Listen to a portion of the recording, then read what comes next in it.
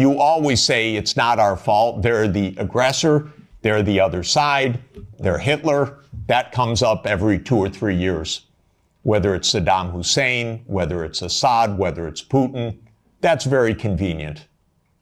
That's the only foreign policy explanation the American people are ever given anywhere. Well, we're facing Munich 1938. Well, we're facing Munich 1938. Can't talk to the other side. They're evil, implacable foes. That's the only model of foreign policy we ever hear from our mass media. And the mass media repeats it entirely because it's completely suborned by the U.S. government. Now, in 2014, the U.S. worked actively to overthrow Yanukovych. Everybody knows the phone call intercepted by my Columbia University colleague, Victoria Nuland, and the U.S. Ambassador Peter Piot. I can't remember if I told you this or if I only told Washington this, that when I talked to Jeff Feltman this morning, he had a new name for the UN guy, Robert Seri. Did I write you that this morning? Yeah, okay. I saw that. He's now gotten both Seri and Ban Ki-moon to agree that Seri could come in Monday or Tuesday. Okay. So that would be great, I think, to help glue this thing and have the UN help glue it. And, fuck the EU. No, exactly. And I think we've got to do something to make it stick together, because you can be pretty sure that if it does start to gain altitude, the Russians will be working behind the scenes to try to torpedo it. You don't get better evidence. The Russians intercepted her call and they put it on the internet. Listen to it. It's fascinating. I know all these people. By the way, by doing that, they all got promoted in the Biden administration. That's the job. Now, when the Maidan occurred, I was called immediately. Oh, Professor Sachs, the new Ukrainian prime minister would like to see you to talk about the economic crisis. Because I'm pretty good at that. And so I flew to Kiev and I was walked around the Maidan. And I was told how the U.S. paid the money for all the people around the Maidan. Spontaneous, revolution of dignity. Ladies and gentlemen, please, where do all these media outlets come from? Where does all this organization come from? Where do all these buses come from? Where do all these people called in come from? Are you kidding? This is organized effort. And it's not a secret, except to citizens of Europe and the United States. Everyone else understands it quite clearly. Then came Minsk, and especially Minsk II, which, by the way, was modeled on South Tyrolean autonomy. And the Belgians could have related to Minsk II very well. It said there should be autonomy for the Russian-speaking regions in the east of Ukraine.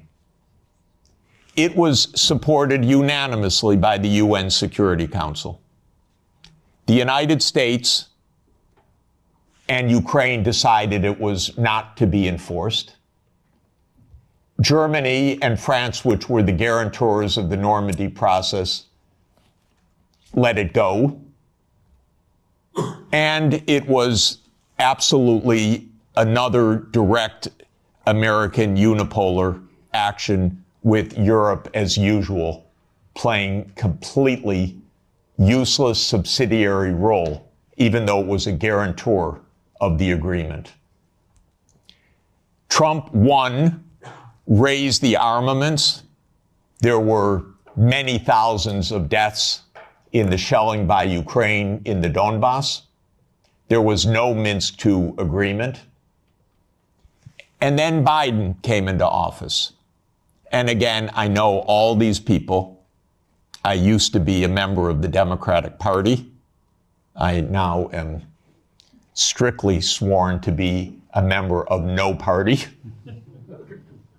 because both are the same anyway, and because this is, the Democrats became complete warmongers over time, and there was not one voice about peace, just like most of your parliamentarians, the same way. So at the end of 1991, Putin put on the table a last effort in two security agreement drafts, one with Europe and one with the United States. The U.S. put on the table December 15th, 2021.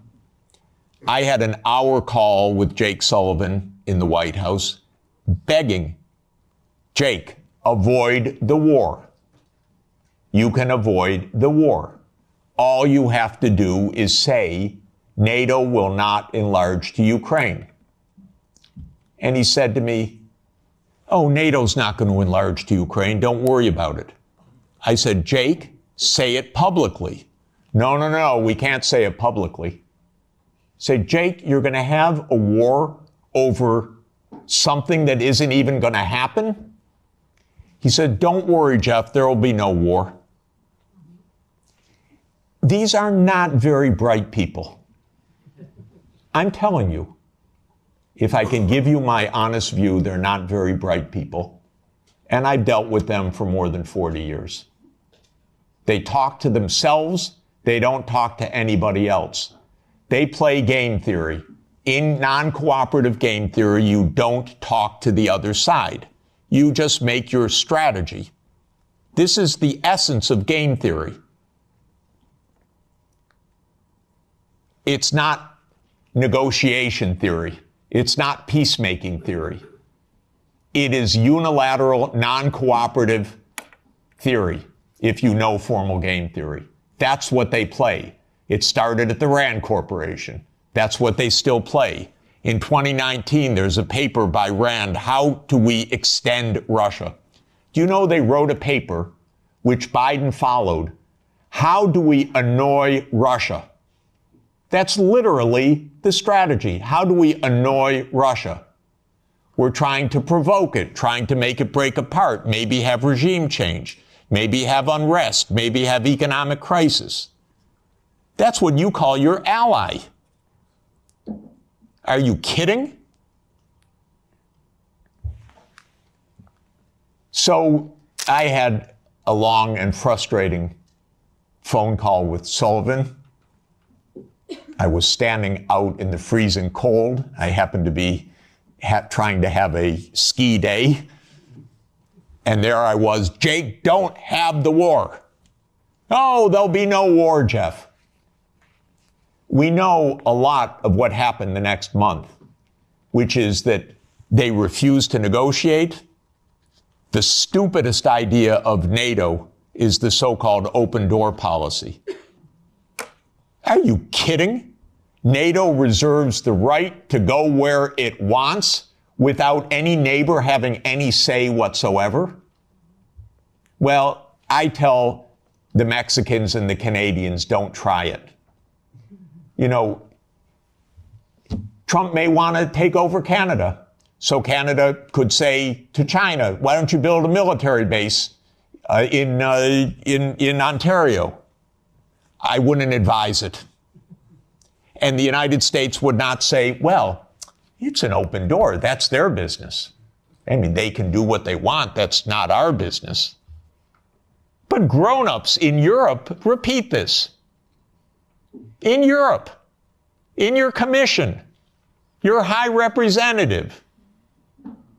This is nonsense stuff. This is not even baby geopolitics.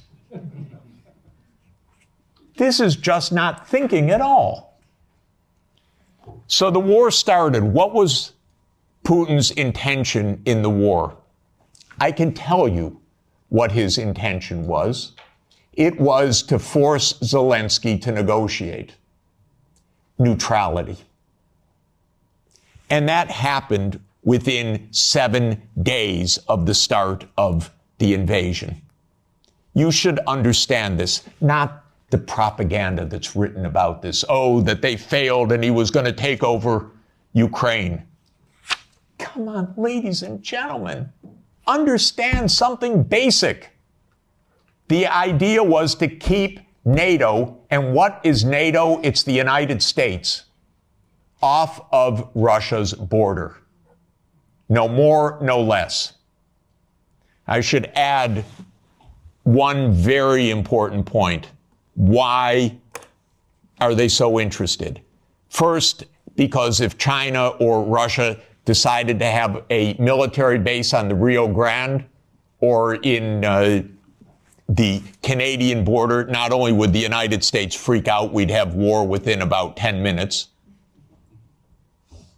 but because the United States unilaterally abandoned the Anti-Ballistic Missile Treaty in 2002 and ended the nuclear arms control framework by doing so. And this is extremely important to understand. The nuclear arms control framework is based on trying to block a first strike. The ABM treaty was a critical component of that. The U.S. unilaterally walked out of the ABM treaty in 2002. It blew a Russian gasket. So everything I've been describing is in the context of the destruction of the nuclear framework as well. And starting in 2010, the U.S. put in Aegis missile systems in Poland and then in Romania. And Russia doesn't like that. And one of the issues on the table in December and January, December 2021, January 2022, was, does the United States claim the right to put missile systems in Ukraine? And Blinken told Lavrov in January 2022, the United States reserves the right to put missile systems wherever it wants. That's your putative ally. And now let's put intermediate missile systems back in Germany. The United States walked out of the INF treaty unilaterally in 2019. There is no nuclear arms framework right now. None. When Zelensky said in 7 days, let's negotiate, I know the details of this exquisitely because I've talked to all the parties in detail.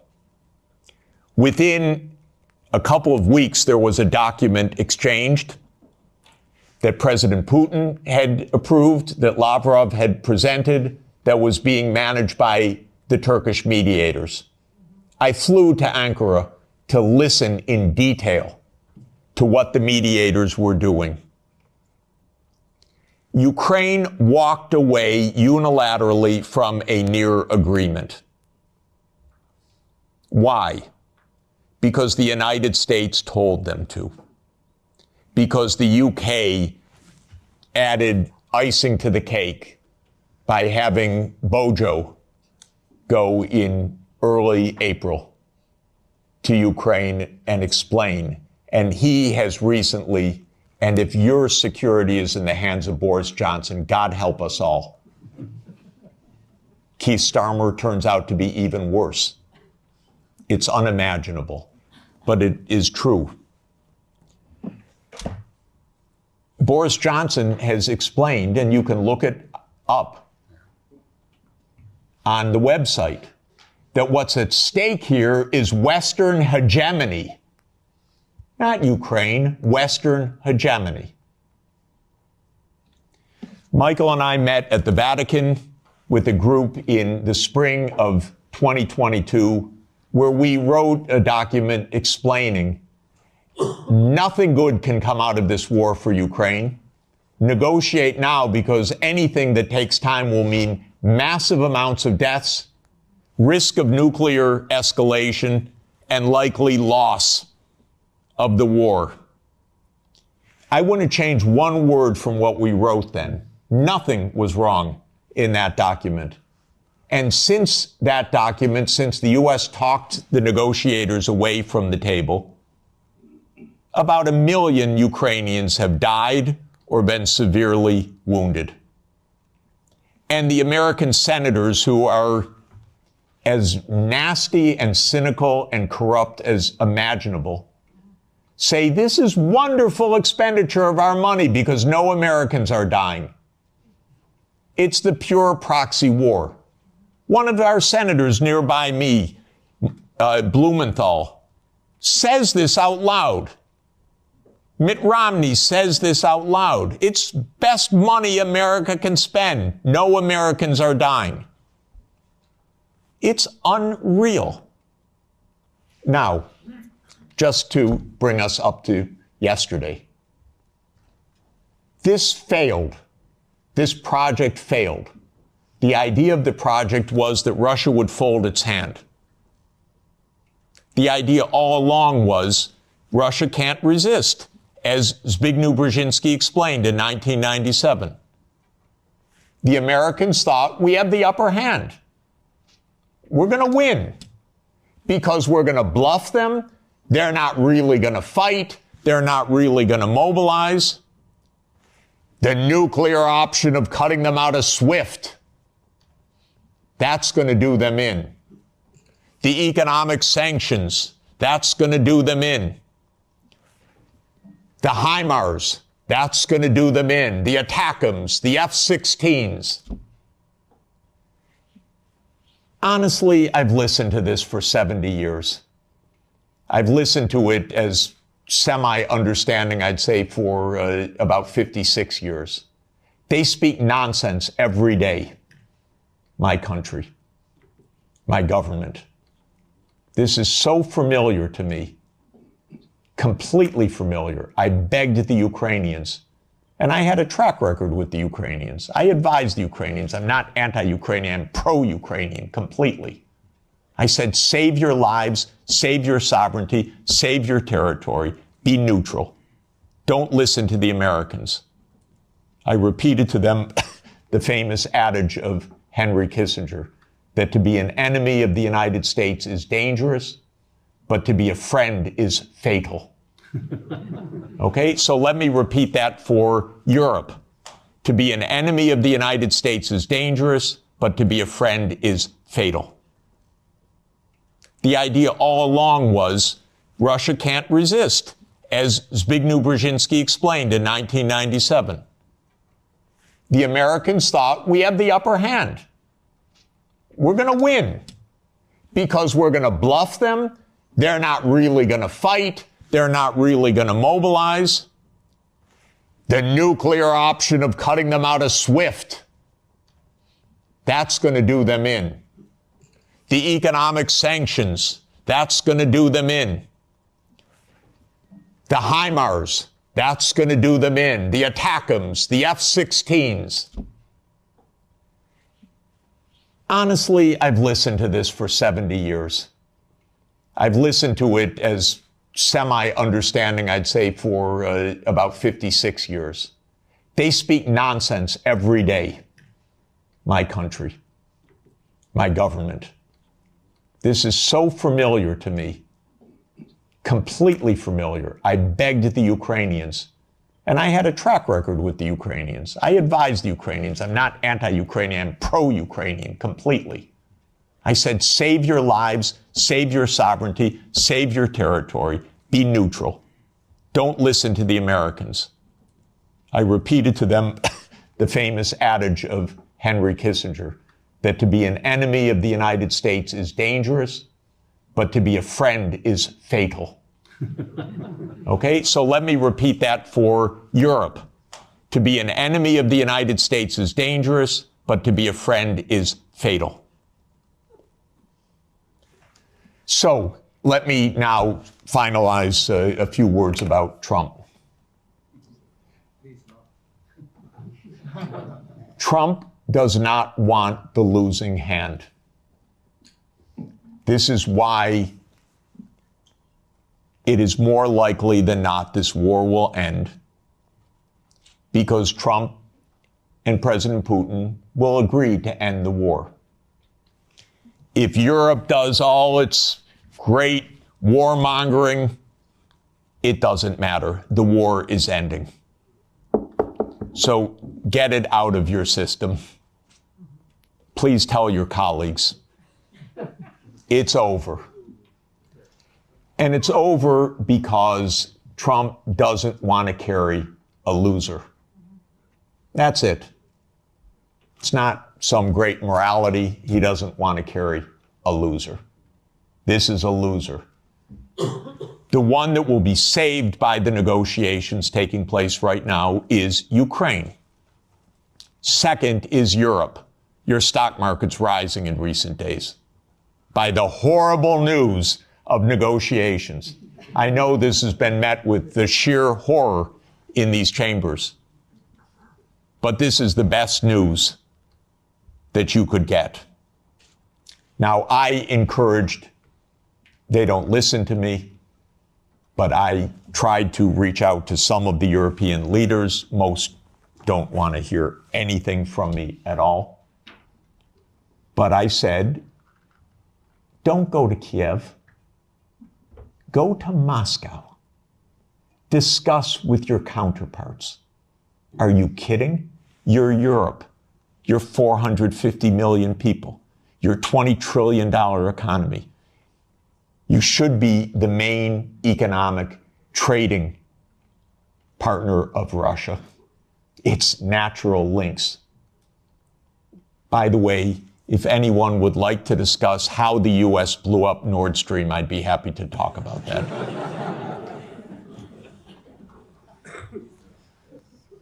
So, the Trump administration is imperialist at heart. It is great powers dominate the world. It is we will do what we want when we can. We will be better than a senescent Biden, and we'll cut our losses where we have to. There are several war zones in the world, the Middle East being another. We don't know what will happen with that. Again, if Europe had a proper policy, you could stop that war. I'll explain how. But war with China is also a possibility.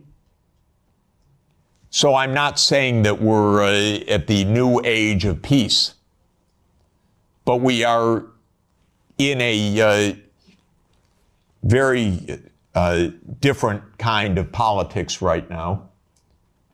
And Europe should have a foreign policy.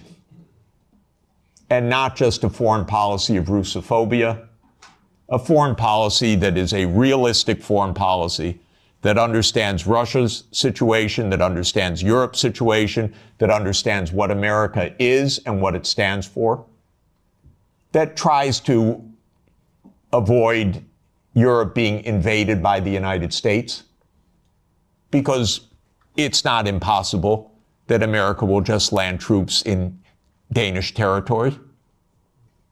I'm not joking. And I don't think they're joking.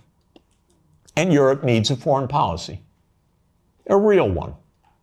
Not a, yes, we'll bargain with Mr. Trump and meet him halfway. You know what that will be like? Give me a call afterwards. Please don't have American officials as head of Europe. Have European officials. Please. Have a European foreign policy. You're going to be living with Russia for a long time. So please negotiate with Russia. There are real security issues on the table. But the bombast and the Russophobia is not serving your security at all. It's not serving Ukraine's security at all. It contributed to 1 million casualties in Ukraine from this idiotic American adventure that you signed on to and then became the lead cheerleaders of. Solves nothing. On the Middle East, by the way, the U.S. completely handed over foreign policy to Netanyahu 30 years ago. The Israel lobby dominates American politics. Just have no doubt about it. I could explain for hours how it works. It's very dangerous.